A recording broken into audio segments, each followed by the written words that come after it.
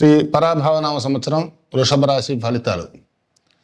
కృత్తికా నక్షత్రం 2, 3, 4 పాదాలు, రోహిణీ నక్షత్రం 4వ పాదం, మృగశిర 1, 2వ పాదం వృషభ రాశికి చెందినవారు. ఈ రాశి వారికి పరాభావనామ సంవత్సరంలో ఆదాయం 5, వ్యయం 14గా ఉన్నది. రాజపూజ్యం 5, అవమానం 4గా ఉన్నది.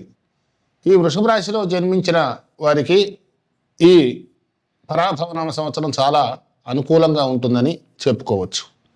మీరు అప్పుడప్పుడు కూడా చిన్న సమస్యలు లేదంటే అసౌకర్యాలను కూడా ఎదుర్కోవలసి వస్తూ ఉంటుంది.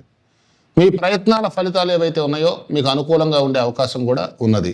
మీరు మీ కార్యాలయంలో వాతావరణానికి అనుగుణంగా మారితే మరియు మీరు తదనుగుణంగా పనిచేస్తే మీరు సానుకూల ఫలితాలను పొందవచ్చు.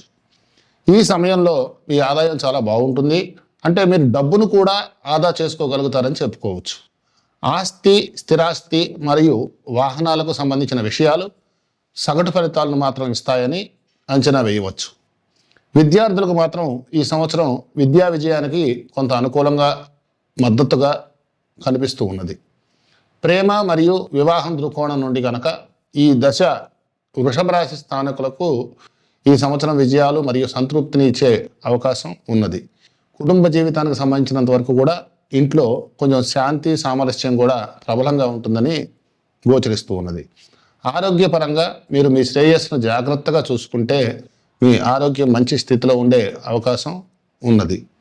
ముఖ్యంగా ఈ సంవత్సరంలో మీ మెడలో కొంచెం వెండి గొలుసు ఉండేటట్టుగా ధరించండి.